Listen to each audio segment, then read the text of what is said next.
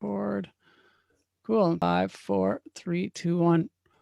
Awesome. Well, I'm thrilled to be joined by Ray Zahab. How are you doing this evening, Ray? Doing fantastic. Yeah, I'm on with you, right? Right on. I'm excited to have an hour with you. It's, we have too many conversations in passing and too many short times. So it's good to have you seated for a while and to hear some of your stories from your past expeditions. Now, you've done many expeditions solo, you've done them with teammates, and in the last bunch of years, you've started doing them with student groups and some adult groups, some high school students and adult groups. So we're going to focus on those stories today. Let's jump into it. Let's hear like maybe one story that you want to start off, maybe early days, because you didn't kind of go up through guiding, you didn't grow up through outdoor education, you kind of were doing your expeditions and then you decided, hey, let's bring some students on these. Maybe something from the early days, some learnings that you came upon of like, wow, this is different than doing it solo. Yeah, exactly. You know, it's an interesting thing. After I did a 7,500 kilometer traverse of the Sahara Desert on foot and realized the capacity to learn while on an adventure. And that's how we founded Impossible2Possible, which is the name of our organization. And our goal, quite simply, is to take young people on expeditions around the world that are learning based, 100% free of charge. Everyone's a volunteer. We are into it because we're passionate about it. We're passionate about connecting young people with wild and amazing places, but letting them, as you know, learn through adventure how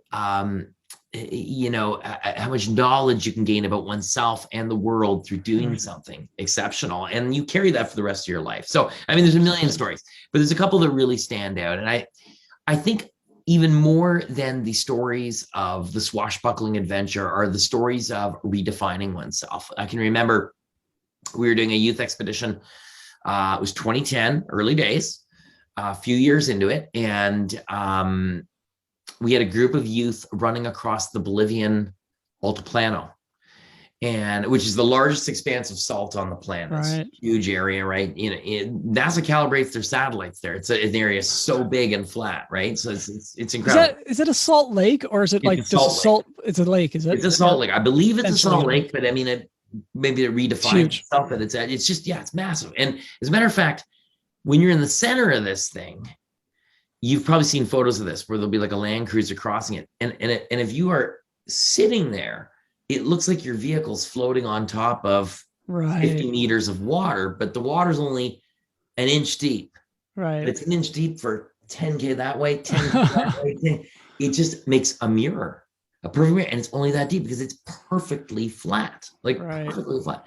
So we were conducting chemistry experiments on this expedition. And so it was the International Year of Chemistry. That was the mandate of the expedition, was to use the expedition as a way to teach that, the subject of chemistry. And so our youth ambassadors would run 20, 30 kilometers a day, gathering salt samples and mineral samples as they'd make their way. And then later in the day, each of the 6 days that they were on the Altiplano, they would provide our team of professors and educators with the salt samples. They'd conduct chemistry experiments. Schools from around the world would patch in live by satellite, and we'd all be doing chemistry experiments, right? And this kind of thing.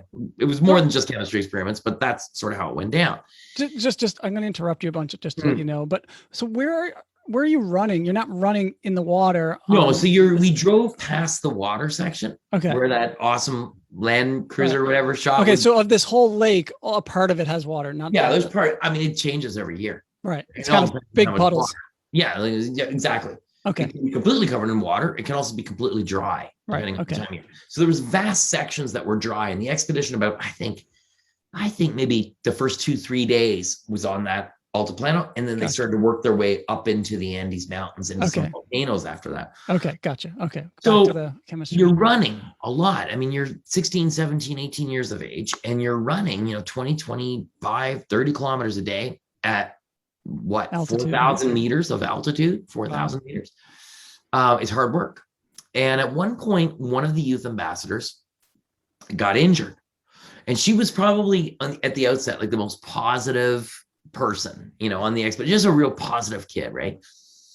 And all of a sudden her expedition was basically all this year of training, this preparation. You're in this amazing place. It's more than just your adventure. It's about you sharing what you're learning with schools and students around the world. And it's over. You can't run anymore. And we sat down as a team and we talked about it. I mean, the injury she was in bad shape. And we said, listen, we're out here. You don't need emergency medical intervention, although we had medical on our team.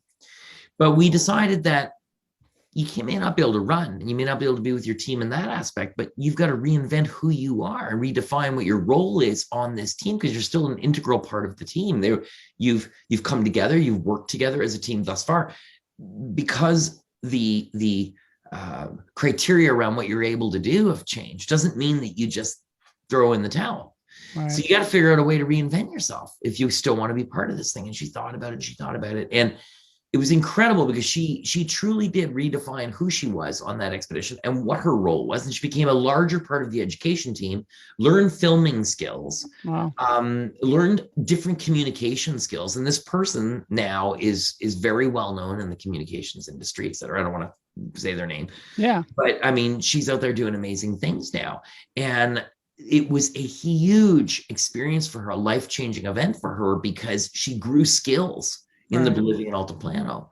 And that's one of the early stories that I can remember where it wasn't so, such a hardcore adventure thing. We've had those. I mean, it's almost stepping on, fleur-de-lis snakes in the Amazon jungle, or, I mean, crying out loud, dude, taking your kid. You can imagine I'm taking someone's kids across the Amazon. Yeah. What the hell? I have 2 daughters. You have kids. Yeah. You imagine you letting me take your kids into the Amazon jungle? People did. We're safe. We're very safe. Yeah. Well, we'll get into that.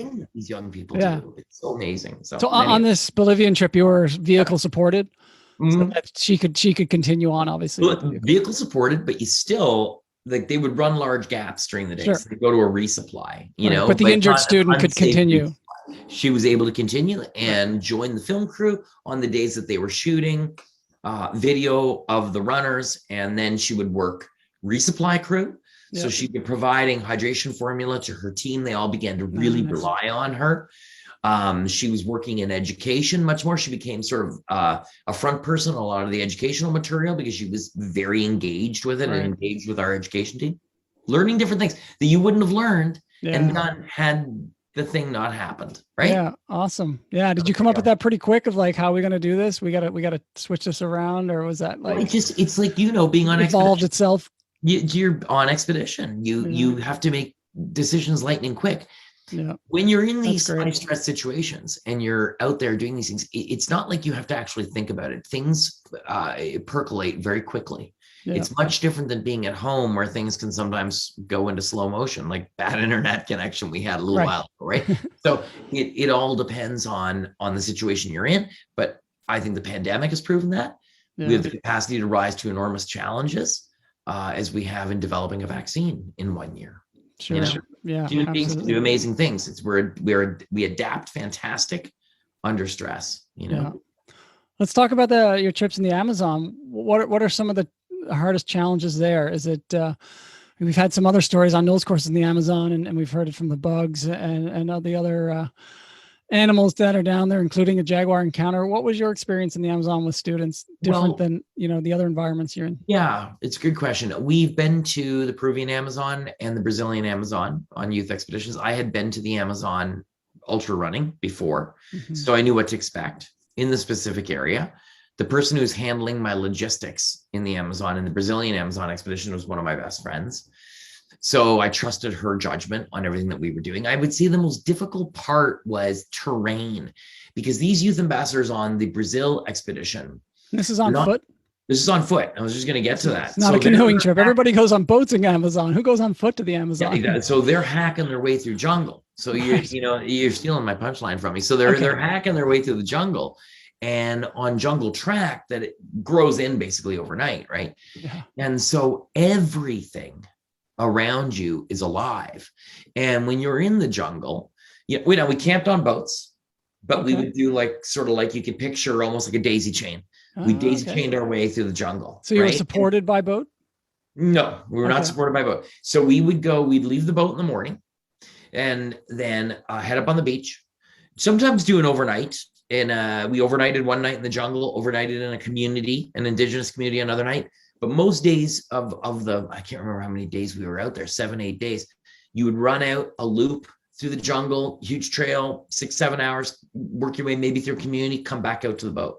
And the boat would be downriver waiting, right? And so the youth ambassadors had to be somewhat self-sufficient during the day. and then rely on communities for resupply. So, what was difficult about the jungle and managing the Amazon was mitigating risk. So I had Brazilian special forces buddies of mine down there, again, who were connections through this very good friend of mine who did the logistics, and bomberos, the forest fighters of the Amazon, with us on the youth expedition as we made our way, so that they could identify, first of all, teach our youth ambassadors. The subject covered in that expedition, Bolivia, we mentioned before, was chemistry. It was the International Year of Chemistry. In the Amazon jungle, you can probably guess it was biodiversity. So we were learning from these people who live in the jungle quite literally about every leaf, every bug, every snake, seeing extraordinary things, learning about what this is and what that is. And then from the indigenous peoples of the Amazon, learning straight from people who are multi-generational about medicines in the Amazon, foods of the Amazon, what's safe, what isn't safe. These sorts of things. And it was just a compelling encyclopedia that you could never remember anything. But to answer your question, what was the hardest part? You can't touch things. You can't just randomly touch things in the jungle. So, one's inclination, and by the way, the Amazon is not flat. It's anything but flat. It's extremely hilly. You're either going down on your ass or you're crawling up on your hands and knees. And there are times when you're looking at that tree and you want to grab that tree, and you have to, because that's instinctive. Here we are in Canada, or our youth ambassadors come from all over, but you're in Canada, you're going through the woods, you grab that tree. Not there. You grab that tree and maybe a deadly snake falls out of that tree, or you grab that tree and you don't see the thorns on it, and the thorns go right through your hand, or there's something, an insect that can sting you or bite you. So it was the constant reminder that you had to be very aware of your surroundings and not take anything for granted, that we are in a place that is exceedingly beautiful, but at the same time, devastatingly deadly, Yeah. So, yeah. Do you remember any close calls at all that you had down there? I do. One of the scariest close calls of any youth expedition. We were walking along with our youth ambassadors, and at this point, it just so happened that one of I guess it was one of the bomberos was up front, and it was a denser part of the jungle, and we're on a very narrow jungle track, all covered in leaves. There's leaves everywhere. And he looks down, he stops, the youth ambassador, stop. And he said, he's pointing at a snake, like really poisonous snake. And I said, where? And he goes, there. I said, where? And he's like, right there. And he's pointing, I can't see the damn thing, right? Because it was about maybe 40 centimeters long and no more than your big thumb in width. And it was a fleur de lis. And I finally could see it. And it moved along, right? But it was the color of the ground. I mean, you would not have seen it. You could have just, boom. If one of those kids was in front, they may have stepped on it, right? So I'm just, I'm glad we had that extra layer of security and protection and knowledge with us. Sure. But that could have been a really bad situation. But what I thought was really amazing is, he didn't hack away at it and kill the snake with his machete. He, we learned about it. We learned about this snake in the jungle without getting close to it, that, it is an exceptionally deadly snake. I believe it's one of the most deadly snakes in the world. But we saw other snakes that were, oh goodness, lime green, like neon. I saw butterflies the size of your hands. So each wing the size of your hands. And, like sort of like how butterfly wings are sort of in 4 pieces, it kind of looks like, what I'm talking about? Well, the top 2 pieces, I'm trying to go by memory. So the top 2 or the bottom 2 of the sections were chrome colored. No way. Oh, not. I said this to my daughters, not silver, chrome, reflective metal looking. And then the other parts were like a bluish, light blue, flying through the jungle. The most beautiful butterflies. I love butterflies, and the most beautiful butterflies I've ever seen in my life. Spiders, of course, you can imagine the size of. Every time I've been in the Amazon, I see massive spiders. I've had them on me. The jungle is terrifying. Is there any way to travel through there to avoid the snakes? No, because it's part of the jungle. We're visitors there. Sure. This is the snakes' territory. It's like when I go to the Arctic on Arctic expeditions, I'm in the land of the polar bear. This is not for me to be here. This is me to visit here. If the polar bear says it's okay. You know what I'm saying? Like, it's the kingdom of the polar bear. It's the same thing with, you're in the jungle. We are there for a week or 2. Yeah. Well, let's talk about the Arctic. And I know you've had some students up there. What was your experience like up there? you have any polar encounters, or just the cold that was the biggest factor? So the youth expedition, we've had 2 youth expeditions visit Nunavut. When we went to Kikik-Tarjuak with our youth ambassadors in 2009, they trekked across the Ixchik Pass, traditional way of crossing Baffin. That was in the summer, right? It was a summer, like September. We call it a summer crossing, but it was September. Yeah. We call it a summer crossing though. Which is late fall up there. Yeah, it's late. It is. And it's just safer travel because the rivers are lower. It's exceedingly beautiful, exceedingly dangerous place. And if you don't know what you're doing, things can get out of hand really quick. And so river crossings are the greatest hazard, and collapsing glacial moraines are a very big hazard.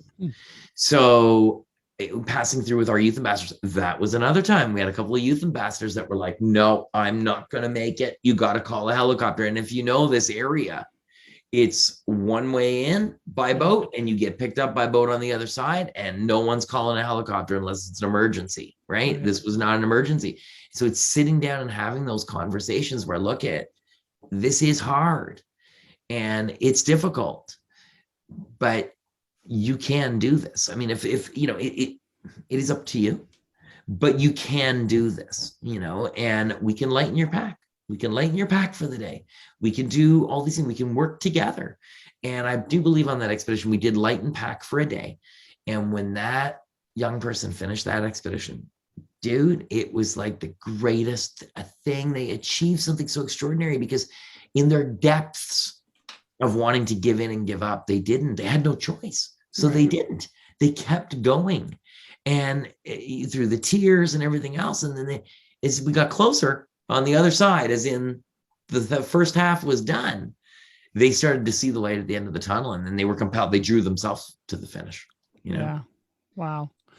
I want to ask you more almost as a leader, instructor, and as a solo expeditioner athlete. How do you find, you do some challenging stuff with partners and with students, but you also do some stuff solo.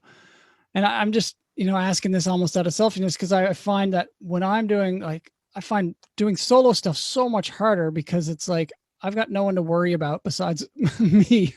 I got no one. And you find that harder. Yeah. Because it's like the exact opposite. I find it tremendously easy. Yeah. To be with myself for extended periods of time and talk to myself and, start to. All you got to worry about is you. Yeah. So I find it actually easier.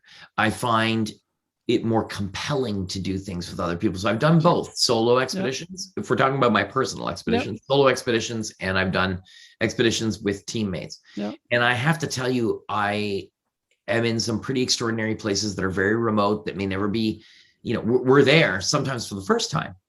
And I love sharing the experience. I love that concept of sharing. So that's why the youth expeditions for me are especially rewarding, because I love to sit back and observe on a youth expedition, not saying just watch, see the looks on their faces when they see a dinosaur footprint embedded in stone after they've climbed a mountain, and that's where that fossil was, right? Or seeing a massive sand dune for the very first time. They've never seen a sand dune. Now they're climbing a sand dune that's the size of a mountain. Or like the Baffin story, seeing them complete. So I love accompanying people to see those things, Yeah, I find when I'm leading other groups, it's the focus, my pain, I don't feel it because it's all about them and I just focus on them. But when I'm by myself, it's like, oh, now I feel this because I have no one else to focus on. I'm thinking of my ultra runs and things like that. Yeah, no, I'm kind of the opposite.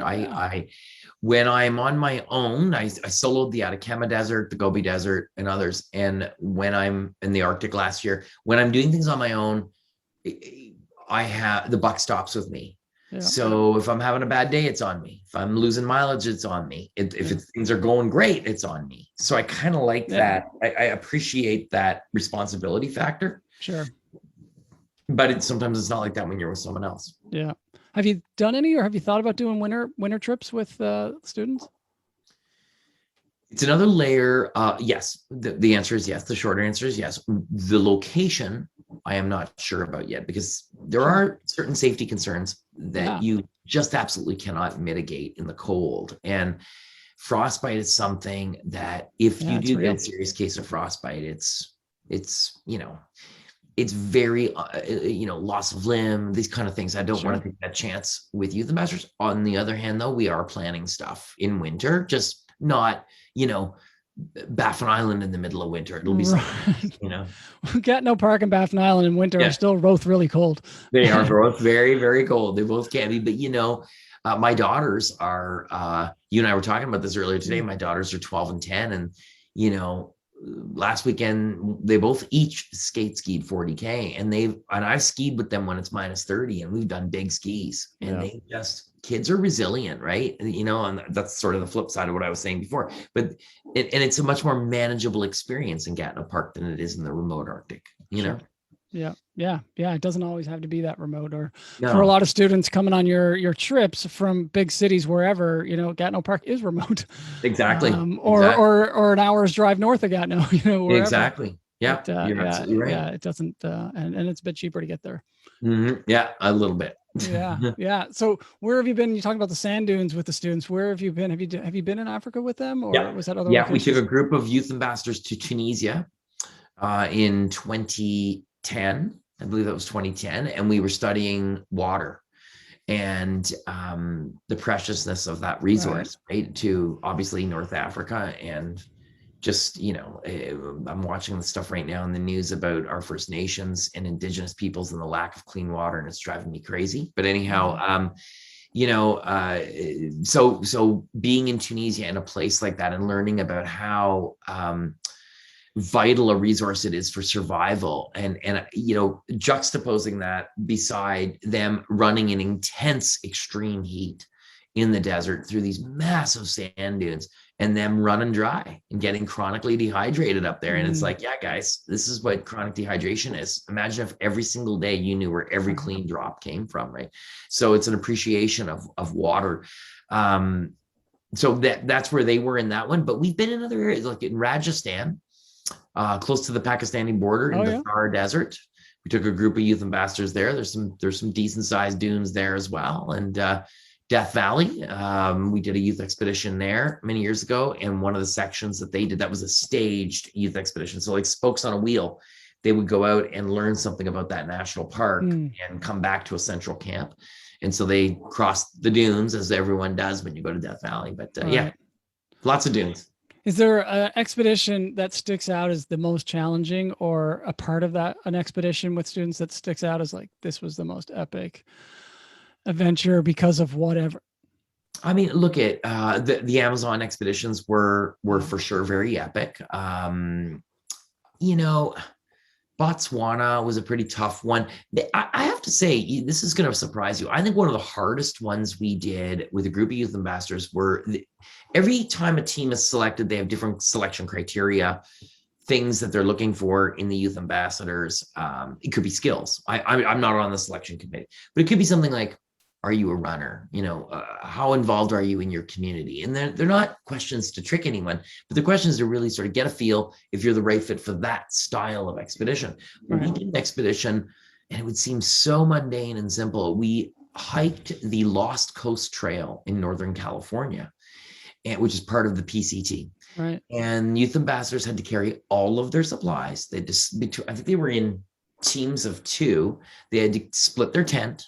They had to carry their food, everything, for a week of hiking. And when they started out, their packs were heavy, like really heavy, and big mountains if you've been out that way, and difficult trail. So you're dodging Sasquatches and Bigfoots, right? And you're, at the same time trying to huff these big packs up these mountains. That was an exceptionally difficult trip. I remember it being a very physical trip. And there was almost like a, I don't want to say a dread every morning when they wake up, but you could see it come over them like, oh my gosh, again, but then midday they'd get through it. And it doesn't sound that romantically extravagant and dangerous as the Peruvian Amazon or the Brazilian Amazon, but it was, I'd say, as from a perspective of us as logistics, one of the most difficult to do. Oh, really? Even logistic wise? Yeah, no cell phone reception, extremely remote. We're used to using satellite and everything else, but we carried everything, the satellite gear, everything. We were completely self-contained, as we were on Baffin Island in 2009 and other ones. But it was very hard to get to start. Yeah. And then pickup was a long way back as well. So it was tough. Yeah. Wow. It's Yeah. yeah, it can be a shock for those folks when, no matter how much training they've done before they come, and then it's like day one, okay, here's your pack. And you put it Exactly. on. Can I have a couple people help me put this Yeah. on, please? Yeah. Yeah. I mean, it's crazy. You build the strength throughout it, but it's crazy. Yeah, absolutely. Yeah. It's you want to be eating your food pretty quick so you can Mhm. pack a little lighter. Exactly. Yeah, yeah, right on. I'm surprised you aren't involved in the selection of these people, seeing you're the one that's leading them, going to be with them. Yeah, you'd think, but I mean, I think that my expeditions are what acquire most of the funding and the sponsorship. Yeah. So I felt that it needed to be not me selecting, and my team agreed. And our executive director and co-founder, Bob Cox, is the co-founder, and we started it together, and my wife Kathy, because I not that I would ever pick a favorite or pick someone over someone else, but just to keep it as clean as possible. It's always something we've tried to do. Yeah, right on. Are there a spot that you haven't gone with students that you're like, this spot would be awesome to take a group, that sticks out? Yeah, there's a lot of spots. I'm not going to tell you the ones that we're going to yet, and so most of those are on that list that we still want to go to, because we need to keep it. It's part of what we do. It's part of the, what attracts so many youth to apply from around the world is we keep a mystery. All our social media more or less goes dormant in between youth expeditions. And we do have, we cast a fairly wide net. And when it's time to start talking about the next youth expedition, we start talking about it, builds excitement, and I will tell you that because it didn't happen and we were putting it out there that we were on our way, but because of COVID, we were last fall supposed to go into Charlevoix and hike the Charlevoix Traverse. Where's that? In Bay St. Paul. Okay. In Quebec. Beautiful mountain range. And there's an amazing historical pathway there that we were going to be hiking. And so we will be doing that this fall. Nice. So I can talk about that one right now because we couldn't do it last year, right? So, the youth ambassadors are picked, everybody's ready to go. And so we're hoping to go this September. All right. How long will that one be? Shorter than normal. Will probably be 5 days. We're going to get the feet wet again, and the same team of youth ambassadors may end up going on the next one. It was supposed to be a two-parter, so the other part I won't tell you, but it's supposed to be a two-part expedition. One Canadian location, one US, and so we're hoping to build on that the following spring. And even if the youth ambassadors are past that magic age of 21, at 16 to 21 is our mandate, then they'll be involved in the expedition in one capacity or another. Right. The following year. Yeah. Have you had to do any evacuations, for any interesting evacuations with students that have either knock on wood? Yeah. No. If we do, I mean, we always have medical on our youth expedition. And if anything, we try to treat locally and try not, look at anything can happen, right? As you know, and you don't want those things to happen, but we try our best to mitigate danger. But you're doing adventures, and these things adventure is dangerous inherently. But we plan as well as we can, but nobody ever wants anything bad to happen. Absolutely. In the selection of them, have you had people that showed up that are like, yeah, this is just not, like, it's pretty clear early on that this is not the right place for them? Yeah. Never had. That's great. So we're fortunate that we don't have enough money to take the youth ambassadors, the number of great applicants that we have. Sure. We can afford to take 5 or 6 youth ambassadors on each trip because there's a huge logistical engine around that. All logistical monies are spent typically in countries or local communities. So we try to acquire as much local logistics, food, everything that we can locally, we will do it and spend that money that way and bring very little in. But we do bring a team of teachers, a doctor, filmmakers, photographers. This all ups the cost, but it's part of the experiential learning program. And then you've got satellite time and all that stuff. Do you ever have to balance with, the ability to want to go maybe light and fast and have a little bit more self-reliance on one side, and the other side of, like, we need to broadcast this to the world and take all this electronics with us and be in touch and on electronics every day and night? That's part of the logistics. It's part of the logistics. Figure out the way. But are there days where you're just like, I wish we could just, like, not check in for 3 days and just have a nice remote wilderness experience. It's not part of, it's not what we do. Yeah. I do that on my expeditions because I don't have a choice sometimes. But on a youth-based expedition, educate, inspire, empower. So every day is heavy duty. They wake up early and they go to bed late. There's no sleep. Yeah. You know, it's more than an adventure. If it was just an adventure, much easier to do. But it's an adventure that's educational for both them and the students in the classrooms. So it has to be high end all the way. We want it to be good, really good, not oh, this is kind of cool, look, they uploaded a photo. No, not good enough. We're teaching a full curriculum, or becoming field reporters, or we're always reinventing how we're doing what we're doing, but we're doing it legit, you know. Right. What are some interesting stories you've heard from people tracking your movements and your trips and your classes that you're doing from the field? So some classes around the world that may be following you. Do you ever get any feedback from them? Do you ever hear stories from them? Tons and tons. I mean, we peak at about 30,000 students that'll follow a youth expedition. Wow. But I think the most amazing, you know, kind of comment is they've selected the youth ambassadors. They've been training all year and, you know, whatever. And we provide all the training, the gear, everything. Like, they need nothing. They just need basics, right? And even the running shoes, we provide everything that they need. If they can run in their favorite pair of shoes, if they have a pair of shoes, which normally they will have shoes, but if they need shoes, we'll get them the shoes.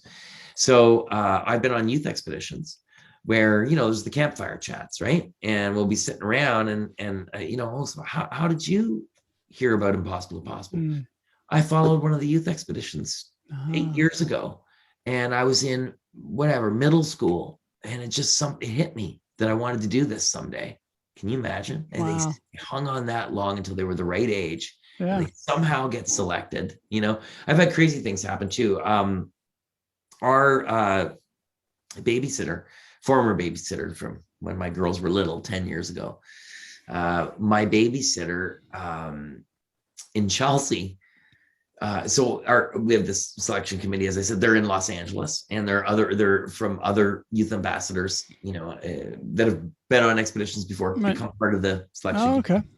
And so I hear about the long list and the short list. And so I get the short list. And so Bob calls me and says, hey, there's this kid from your town. And he was her name in a different way. And he said, she's like on the short list. I think she's going to make it on the youth expedition, but she's from your town. Don't say anything if you hear anything.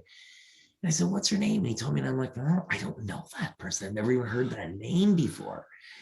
And so I'm telling Kathy, I said, oh, you know, Bob told me that there's this kid named so-and-so that is probably going on the youth expedition. And she said, are you sure he didn't say it this way? And I said, no. And he goes, dude. And it was our babysitter, right? Right. So I find out that this kid had applied.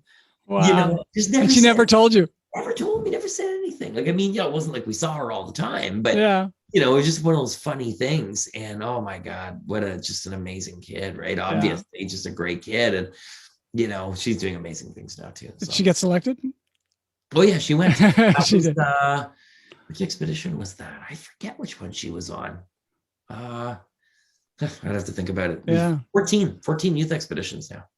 14. Wow. I didn't know it was that many. Yeah. Have you had managed any worried parents? Do you ever talk to them? Is it the selection committee talking to parents?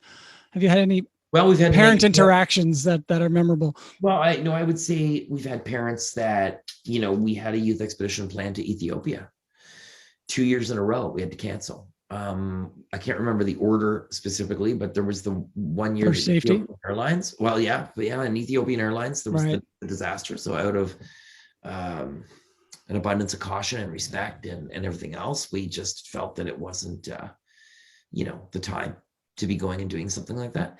And it was right around that time. And then the other time there was a political instability. I believe there was something going on in government over there. And in the region that we were going to be visiting, it was like, maybe not the best time. Jordan. Right when we went to Tunisia, right around that time, we were going to be studying the birth of civilization, the birthplace of, you know, modern civilization, like commerce and all of these things, and the trade. Not that it was the original depot of commerce in the planet, but, you know, there's a rich history there in Petra of commerce. And so, but at the time it was, you know, it was looking like it was leaning more to potentially unstable. I think that was around 09, 010, 11 in that range, maybe even before. Syria was taken off then. Yeah. And so we just decided to pull the plug. And so there have been times when, I mean, parents would be genuinely concerned about that and contact us. And we would say, we're watching the situation. If we feel we need to cancel, we will. And we've had to. And those are really hard calls to make when you have to cancel the trips, because monies have many times have been spent. You know? What are the like maybe the top 4 things you look for in a place to take a student expedition? Well, number one would be logistics. I mean, people that we know, being in places where we have a human connection to the land and to the place and to the culture, friends and family that we consider family, friends that we consider family in these places, sometimes family that we have in these places, that can make the experience that much richer. I guess that's a close second, or even interchangeable as a first place tie, would be the curriculum in contrast to the location. So what are we talking about these days? Well, when it was the International Year of Biodiversity, it was abundantly clear to us, we were studying biodiversity this year. Where are we going? Okay, are we going to Central America? Are we going to go to, there's many locations we could have gone, but timing was everything. And, my friends in Brazil, I was in constant communications with them on other things. And they said, hey, why don't you come here? This is one of the most biodiverse regions. This region in particular, we were near the Tapajos River, where the Tapajos and the Amazon River meet. So pretty much central Amazon. And they said, come here, we'll make it something amazing. And so there you go. Right. So it's typically a little bit of magic also that, works at times. Yeah. Are you going for the wilderness aspect of the location, or is that not as important as, say, the curriculum? The curriculum drives the wilderness aspect, but by virtue of it being an adventure, we want it to be an extraordinary adventure. So, I remember taking a group of youth ambassadors into Botswana, and what were they learning about on that one? Geez, dude, I've just drawn a blank. It might've been agriculture. I'm not sure. I can't remember. But anyhow, we spent time in different regions, and I think it was like the last night at last camp was in one of the national parks, massive area, national reserve, I guess. And we just so happened to be driving, with our guides. We were driving by, and there was a lioness near a tree. And he said, whoa. So everybody stopped. He said, she's hunting. Wow. And we sat there in the vehicles. Nobody made a sound. The lion was oblivious to us, laser focused on like a little, jackal? No, it was like an ibex, but a tiny little, I forget, the name escapes me. They're all over Namibia. I saw them when I ran across the Namib Desert, and I remember seeing them there all the time. The baby ones are so cute. Oh my God. Well, the lion was focused on this baby one, and like one paw after another, and right in front of these youth ambassadors, it was like National Geographic comes to life, right? And they're watching the lion, attack and attack the prey and catch, and then feed on this animal. It was crazy. I mean, but those are experiences that that was driven by the wildlife, right? So it was like, we're going to Botswana. This was about whatever the subject matter was, and forgive me because I forget, but the wildlife was critical to that. And then we got the absolute mega wildlife dose on that one. Right. Absolutely. So where do you see these ambassador trips going in terms of, do you see adding more and more each year? Do you see them happening without potentially you on it as the leader? Is it going to grow exponentially, or do you want to keep it tight and small and have you lead every single one? We do grow. We grow and when the economy is great, we're growing because we have lots of sponsorship. When the economy is shrinking, we're trying to get by, so that comes and goes. We are working with future partners. We are in discussions right now with some amazing educational partners. We worked with Apple Education in the past to drive our curriculum. And we're working with others and communicating with others right now about a much larger and broader curriculum for these youth ambassadors going forward post-COVID. I will be on these youth expeditions in the foreseeable future, because as I wind down in my professional career as an explorer doing these hard things that I do, I don't want to keep doing these things as these larger, longer projects. In 5 years from now, if I feel like I'm slowing down, it's just not where I'm at, right? Like, I want to push hard, go hard every time. And so, and I've, this is going to sound like the most ridiculous statement, but I've done a lot of the things that I've really wanted to do. Like I've crossed most of the large deserts on the planet on foot. There's a few Arctic projects I've got that I still want to do. And there's a couple of other projects that I still want to do. When I get done all those, I'll probably focus more on Impossible to Possible, be even more present in that. And then as well with my guiding operation with Capic One, which is not free expeditions. It's a for-profit, but we do support Impossible to Possible. And I take clients on expeditions around the world. They're sort of based on the youth expeditions. They're very similar to the youth expedition. It's just that they're a little bit more heavy. Like they learn principles of navigation, the adult on the adult. They learn different things that are more, a little more comfortable. But on the youth expeditions, I must say, and we didn't mention this before, with the exception of the Brazil expedition and the Peru expedition, these youth ambassadors take the lead. Yeah. They're given all the tools and resources. I'm not in front leading them. I'm not per se guiding them. Sure. It's so funny because I hear the term guide. Yeah. And for me, guiding in what I'm doing with the nonprofit, I'm behind the scenes. I'm there as a safety net. I can see them at all times. But they're making the navigational and route finding decision. If it's the wrong one, I'll let them take the wrong way. Yeah. Let's go for 2 hours out of the wrong way and then learn why we went the wrong way. Well, and that's essentially the difference between outdoor education and guiding, Right, exactly. A lot of times I tell people I was a guide because they don't understand what outdoor education is, but it's very different. I'm not setting up anybody's tent. I'm not cooking for anybody.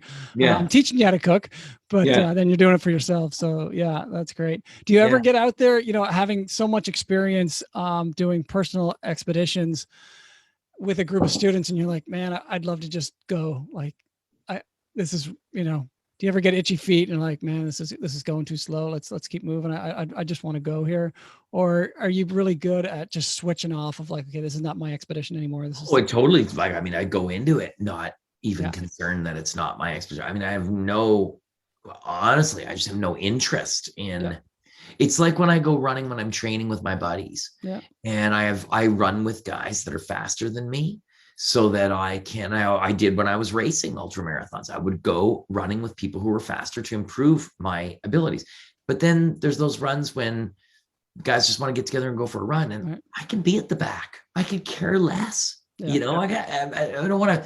So I got nothing to prove on a youth expedition. I got nothing to prove when I'm running with my buddies. I'm there because I want to enjoy myself with these people. I've chosen to be there. Yeah. You know what I'm saying? So I want to enjoy every moment of it without anything else going on in the old head saying, well, I'd like to hammer this out. I could care less. Yeah, no, that's obviously important. And I don't think you'd last too long if you're so focused on your own self and getting frustrated. Like it takes a whole new level of patience when you're, and it's funny because I've never had to, I never had to feel impatient. I'll give you an example of a personal experience. When I ran across the Patagonian desert, which was about 1,000 kilometers, it was arguably one of the easier projects I've done.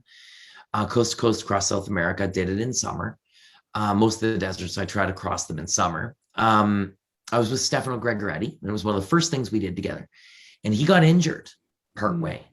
And he said to me, Ray, I can't manage much more than, like, we were crawling. I can't manage more than 50K a day. I don't care, dude. Whatever, right? Like, we were doing this thing together. We set out with a goal. The goal of the expedition was not to, we would have loved to have done 80, 90K a day. The terrain was quite runnable for the most part. There were some really bad days, but I'm talking 80, 90 average. So you'd have a couple of hundreds in there and you'd have maybe some days of 50, right? It just depended on the days. But it became abundantly clear that he wasn't doing any more than 50 a day just to get to the finish. And I was like, dude, I'm cool with that. Because we came in wanting to learn more about each other. And just his demeanor through it and everything else was amazing. So it was like, I'm down with that, right? So there's times and places, right? Yeah. And he stuck it out? Oh yeah, he finished. No problem.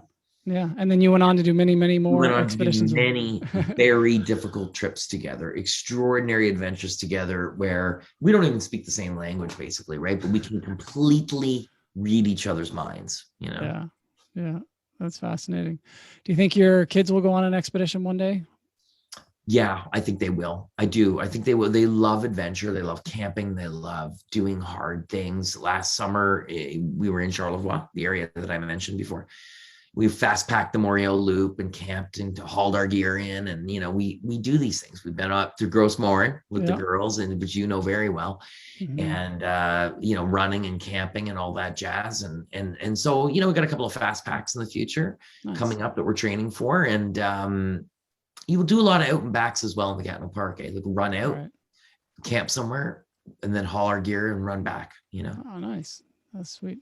Yeah, but we're talking about a few Arctic trips and stuff like that as well. Nice.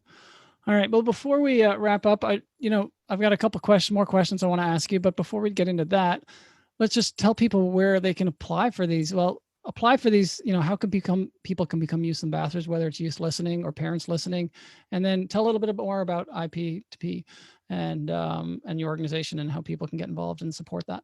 Okay.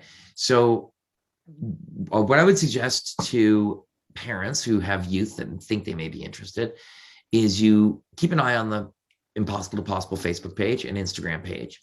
Very little action, like I said, unless we're getting ready to do something, because everyone's a volunteer. Nobody's getting paid. So it takes, we rally resources at certain times of the year.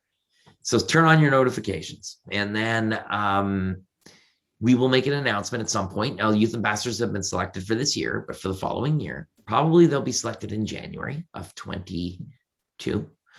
And the call to action will go out, and you'll have a specific period of time. I think it's 4 or 5 weeks to fill out application form. And then they do the selection from there. Impossible2Possible.com. So impossible, the number 2, possible.com. And then if you're interested in going on a trip yourself, it's kapik1.com, KAPIK1.com. And so we can talk about that too. Yeah. We're actually already full for the fall. If we can travel, it's ridiculous. What trip are you offering this fall? What trip is on the dock for the fall? Well, we have a couple going to the Atacama Desert in Chile. And if things open up in Ayuitik in Nunavut in September, we'll be there as well. Wow. It's going to keep you busy for sure. Yeah. That's the 3 big trips in the fall. Yeah. Wow. And then I understand this year, finish off about the adult trips. How do people? That's the adult ones that I was just talking about. And so those are Atacama Desert. There's 2 in November, and then Ayuitik in late fall, if we're able to go. COVID, of course, will determine if we are. And I've got a couple of expeditions of my own coming up, but again, don't want to jinx, knock on wood. Ask me about that next time. Yeah. Well, that's a lot of travel you got going on as usual. Do you ever set this is the max amount of days I can be away from home in a year or in a month? Or do you ever look at your year like that? Or I do because I love being home. I love being around my kids. I love doing stuff with my kids. I love doing stuff with my family. My wife's a great runner, and we love doing things together as a family. So those are the adventures I love the most. So, even when the kids are melting down, 5 minutes later when they're not, you forgot that they've melted down, right? Sure. So I plan, first of all, the stuff that I'm going to do with family, and then I determine what the rest of my year looks like. But I'm very efficient in my travel and try to be. So I go and come back with the shortest window possible. And then when I'm home 24/7, right, around the clock. So actually, even with all the travel I do, I calculated it once, and I'm probably home more than someone who does a 9-to-5 job, technically speaking, right? Yeah. Yeah. And then how, this is kind of a side question. How do you have managed your risk management over the years? It's probably more for your personal expeditions, because there are definitely a lot more risk to them. Did that change at all once you had a family, once you had kids at all, in terms of your willingness level to reach in terms of risk management? How has that played into your psyche and your planning for your personal expeditions? I plan my personal expeditions more than I plan trips to the grocery store, right? So I'm planning every single step. So I mitigate as great as I can. Yes, obviously having kids makes you think a lot more about, what's at stake, and you don't want to screw up. But at the same time,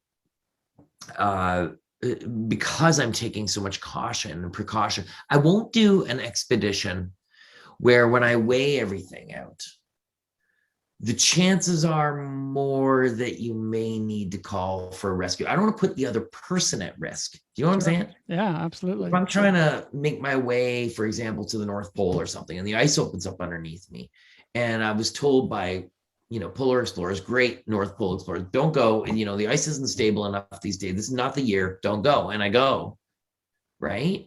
Well, then I'm putting myself at risk, but I'm also putting the others that got to come and get you out of that ocean at risk. Right. And so that's just not where I'm at. I mean, everybody's got to make their own decisions, how they want to make them, no judging. But so that also is a mitigating factor in risk for me. Right on. Yeah. All right, Nano, switching gears again. I understand this year you started a coffee business. Do you want to talk a little bit about that? So the coffee business, pandemic pivot, I guess we could call it. Yeah, everybody's calling it that, right? The coffee business was always something we were going to do. Yeah. It's just that the pandemic obviously accelerated it. We were not unable. So with the guiding business, we always had a storefront. We were going to activate the storefront, and we always knew from day one it was going to be coffee, because we're all passionate. Everybody in my circle, we are all passionate coffee drinkers. We came up with a hashtag long before we joked about amongst ourselves, which was no coffee, no expedition. So I mean, we're that, look, I will sacrifice weight on an Arctic expedition. I will take less food so that I can bring a Bodum and fresh coffee. Like, I gotta have good coffee. So we said we're gonna build some roasts around this concept of adventure and coffee, and it's going to be what we offer on our storefront on our Capic One guiding site. And it has really taken off. People are loving the roasts. Each roast is a labor of love. They have taken months and months and months to develop. And it's time that we were able to spend because we weren't guiding, because we weren't able to travel. So we said, all right, now's the time. Let's do this thing. And it's just growing into something all on its own, and it continues to grow. So who are you working with? I assume you're working with some kind of a grower. We work with a roaster. We work with roasters, and the roasters work with farmers, and some of our beans are single farmer sourced. And everything is perfected exactly the way we want it. It's very, our biggest seller is the Arctic Dark roast, Arctic Winter Dark. And we wanted to create a roast that was smooth, not burnt, but dark, and we were able to achieve that. And it's just something that we are so stoked about, Nice. Well, we'll have to put a link on the site, seeing we are the Hot Drinks podcast. Yeah. I'm having tea tonight. Well, there you go. Yeah. It's a little late for your coffee maybe tonight, but we'll put a link for that in the show notes. And so that's on the same guiding page there, or do they have you a separate site for the coffee now? It's on the same, you'll find it. Okay. It's like, our tagline, we sell expeditions. Oh, and coffee. And is that shipping throughout Canada, throughout the US? Where do you go? Throughout North America. Yeah. Okay. Good old Canada Post is not easy on us with the shipping costs. So we apologize for that, but we encourage people to order multiple pounds. Mm-hmm. Because you save so much on shipping when you do that. Right. And, a portion of the proceeds at the end of the year from both sales of coffee gear, and expeditions goes back to impossible2Possible. Nice.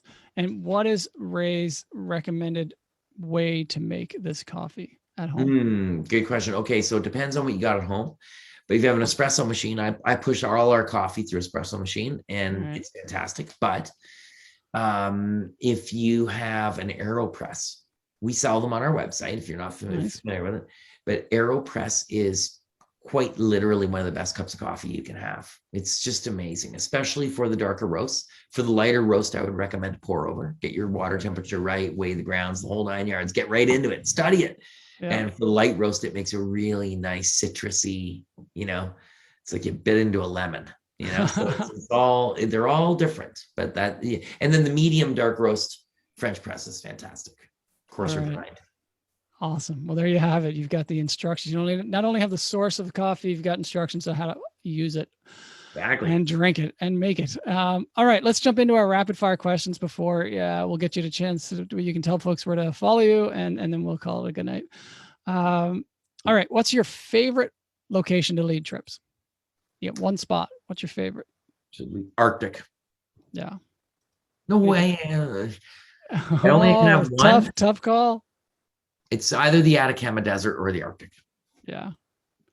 I know that's one reason for each. Empty and beautiful. Yeah. Nice. All right. What's your favorite piece of gear that goes on most of your expeditions? My Canada Goose puffy pants. They Ah. quite literally are like slipping on a sleeping bag. It's full stop. Canada Goose puffy pants. That's funny. You're the second person that said puffy pants in the last couple of weeks. Yeah, puffy pants are very... Do you have puffy pants? I haven't, but I've hardly ever wore them.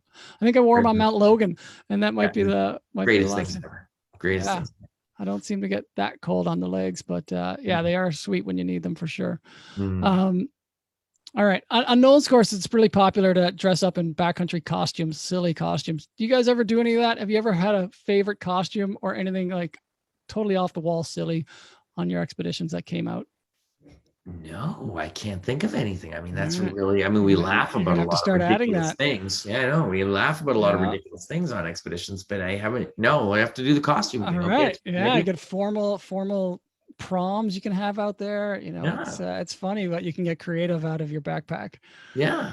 All right. Well, next time I'll have you on, I'm going to ask the same question. I want a good answer for your favorite costume. We'll come up with it. We'll come up with something. What image comes to mind when you hear the word adventure? A map. Yeah. A good map? Contour map. You know, contour map and just looking at that map and maybe not even knowing what the map is of. Yeah. And then trying to imagine what the terrain of that map and the environment of that map is. So I would say a map. All right. Awesome. All right. Last question. If you could go back to any location you've shared a hot drink with somebody in the field on your expeditions, where would that location be? Oh, it'd be Kikik-Tarjuak with my buddy Billy Arnicuk. Yeah. For sure. You got a particular spot in mind? Campsite? Sitting at the base of Thor Mountain. Yeah. Baffin Island. Just sitting there. Nice. You know? So many great memories. Yeah. Yeah. Awesome. Yeah, I haven't been up to Baffin yet. I can't wait to get up there. I've seen so many images that are incredible, especially Thor. It's just all that whole area is a massive area. It's a huge geography. Yeah.